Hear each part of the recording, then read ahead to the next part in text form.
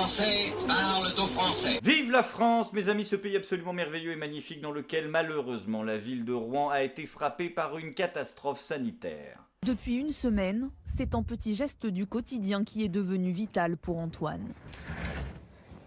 À peine arrivé dans son bureau, il ouvre la fenêtre pour tenter d'aérer l'espace et dissiper autant que possible cette odeur d'hydrocarbures entêtante. Les vents ont tourné vers nous depuis 2 jours et on sent l'odeur. On la sent ici encore ce matin. On aère tout le temps, on a une odeur présente dans tous les locaux. Il faut dire qu'ici, nous sommes à tout juste 150 mètres de l'usine Lubrizol, alors forcément autour de la machine à café, un seul sujet de conversation pour ses salariés. Le crâne s'installe, hein. C'est pas... J'ai jamais mal à la tête, jamais. Et là j'ai mal. Alors là ça va tout de suite, mais quand je reste trop longtemps, au bout de 3 heures, 3-4 heures, ça y est, le mal il arrête. Et voici d'ailleurs les images de ce spectaculaire incendie. C'était il y a 10 jours. En pleine nuit, cette usine classée Seveso s'est embrasée. Un panache de fumée de 22 km de long, sur 6 de large, et des explosions.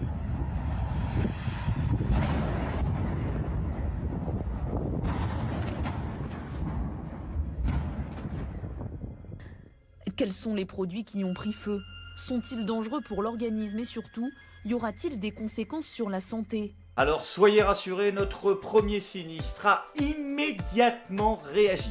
Immédiatement, c'est-à-dire sans avoir la moindre information sur la question, pour nous rassurer, en nous disant que les odeurs, c'était gênant, mais ce n'était pas nocif. Et donc quand on va s'apercevoir que c'est cancérigène, ça va être quoi du coup la justification que vous allez trouver? Et tout à fait, monsieur Bourdin. Le cancer, voyez-vous, c'est extrêmement gênant. Bien sûr, c'est ce que j'ai voulu dire. Il faut se déplacer pour la chimio, aller faire les check-up à l'hôpital. On n'est jamais en forme. Non, vraiment, c'est gênant.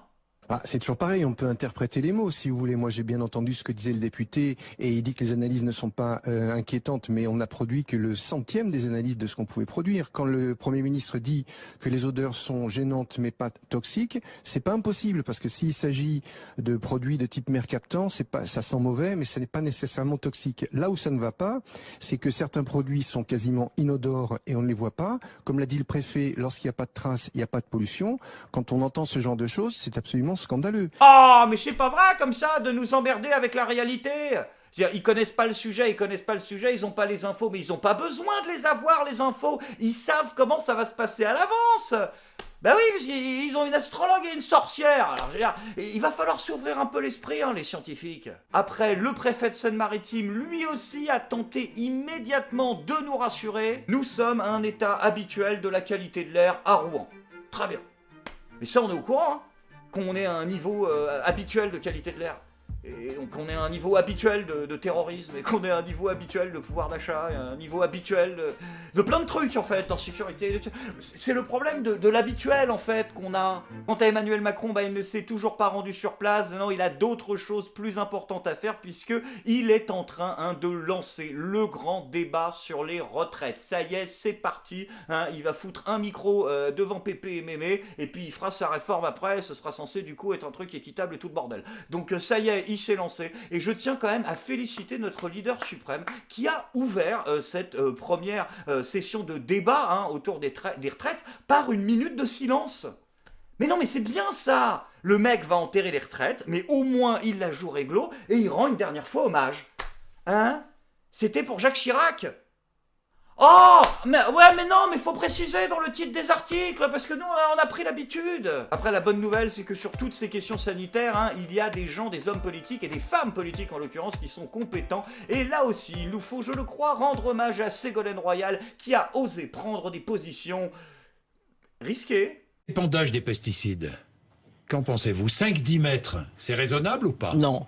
5-10 mètres, c'est pas suffisant. Mais là aussi, puisqu'il y a une enquête, oui, il y a une enquête. Mais c'est 100-150 mètres. Vous êtes favorable, vous demandez mais 100, bien sûr, 150 mais ça avait été la distance prévue à l'origine. Tous les viticulteurs, tous les arboriculteurs qui nous écoutent, tous les producteurs de blé. Et vous vous rendez compte, tous les cancers? Vous vous rendez compte qu'aujourd'hui, plus d'une femme sur 10 est touchée par le cancer du sein? Est-ce que vous vous rendez compte de ça?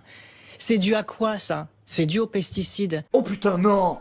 C'était ça la réponse, les cancers du sein c'est dû aux pesticides. Oh, merde. Non, c'est go, quitte l'émission. La clé, t'as plus le temps. Sors. Non mais là c'est d'utilité publique. Il faut impérativement que tu sortes ton téléphone, tu fais un SMS là et tu préviens immédiatement l'Institut Curie, la Haute Autorité de la Santé, la Ligue contre le cancer de ta découverte. Parce qu'ils sont absolument pas au courant. Alors petit indice, s'ils sont pas au courant, c'est qu'accessoirement tu racontes absolument n'importe quoi. Hein, je pense que celle-là, c'est la plus belle de ta carrière. Il y a même des études d'ailleurs qui montrent qu'il y a 30% de cancer en moins chez les agriculteurs. Mais bon bref, là quand même, t'arrives à battre des records. Après, pour les considérations techniques, je suppose qu'on va pas rentrer dedans, on va pas t'humilier davantage. 10 mètres, 150 mètres...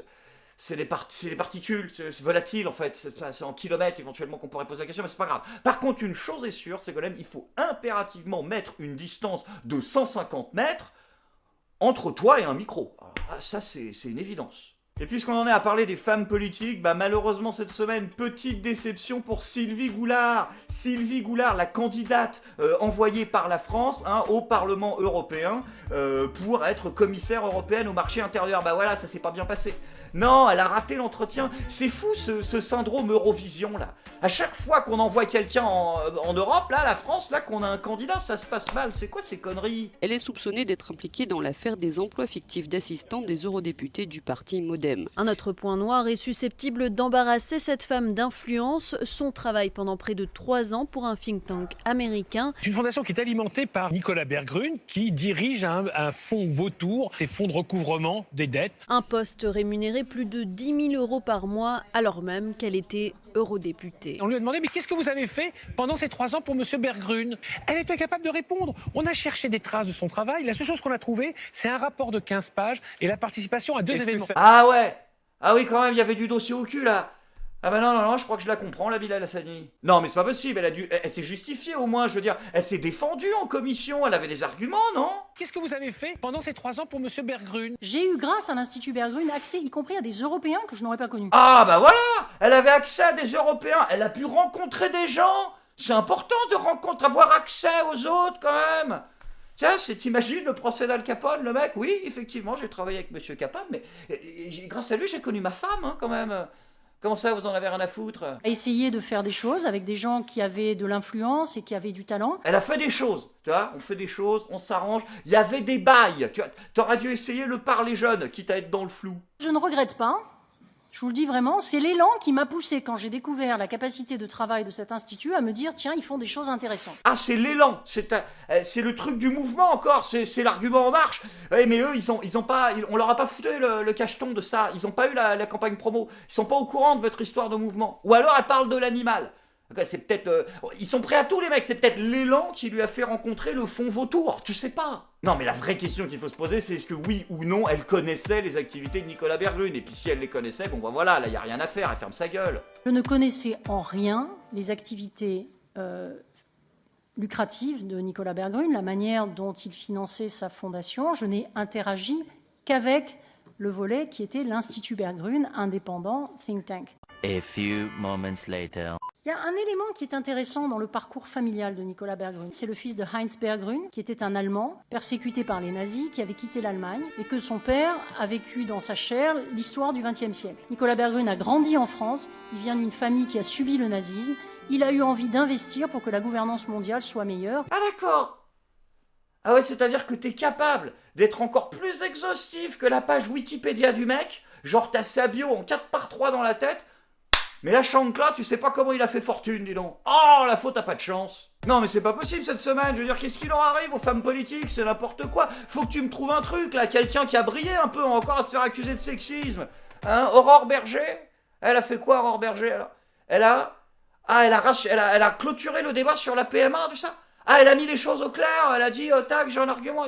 Ah ben, c'est bien ça, un peu de sérénité dans ce débat. Alors, qu'est-ce qu'elle nous a dit? Ni dans ce projet de loi, ni ici, ni aujourd'hui, ni demain, nous n'empêcherons de quelconque parent hétérosexuel de vouloir concevoir un enfant de manière charnelle. Ouais.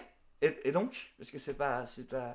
Attends, me dis pas qu'il faut dire merci. Moi, ce que j'adore, c'est la nana qui parle, tu sais, de forme charnelle, pour pas dire de forme naturelle, et pas se foutre les progressistes à dos, ce qui est complètement ridicule d'ailleurs, parce que tout le message justement des progressistes, c'est pas de dire si la nature permet naturellement à 2 femmes de procréer. Ils sont bien conscients que c'est pas le cas au départ. Tu vois, justement, ils ont un message où ils revendiquent qu'il faut corriger la nature quand elle se trompe ou qu'elle n'aimait pas, parce que la nature est pas faite pour ça, toutes les possibilités sociales et toutes les constructions sociales. Mais c'est complètement ridicule ton truc, c'est complètement con. Et puis parler de forme charnelle pour éviter de passer pour une réac, moi je trouve que ça a un espèce de côté catho-tradi de droite, c'est savoureux. C'est pas possible ça, d'avoir des hommes et des femmes politiques aussi pourris quoi. Et le pire c'est que les gens détestent les nouveaux, et maintenant on a même perdu le mythe des anciens. Chaque fois que t'as un homme politique qui vient pour faire un sondage en mode on va voir si les gens veulent de moi, il se planque à la Sarkozy parce qu'on est en train de lui jeter des pierres. Y a pas un homme politique en France qui arrive à être désiré, un ancien je veux dire qu'on ait eu par plus de 20% des gens. Je veux dire c'est foutu,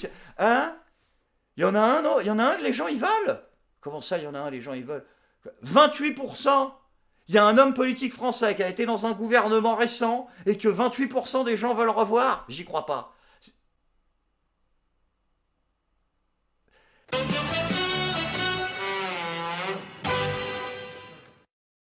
Mais merde, Bernard! Mais putain, qu'est-ce que tu fous là? Arrête de squatter les chroniques, bordel, on est en 2019, ça ne rime à rien, Bernard. T'as 28% des gens qui ont réussi à se faire niquer, qui veulent que...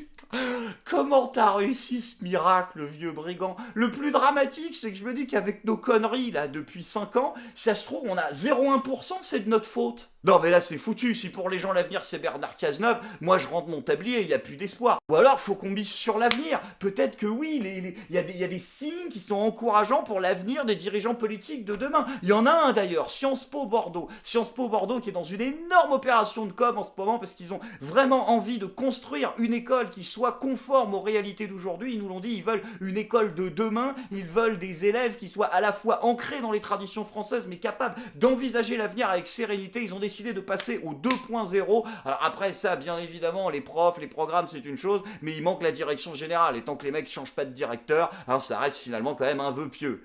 Hein, ils ont changé de directeur? Non. Ah, ça arrive pas tout le temps, attends, parce que ça peut insuffler un truc nouveau. Peut-être que là, effectivement, on va avoir l'école de demain. Ils ont nommé qui alors en directeur? L'encul.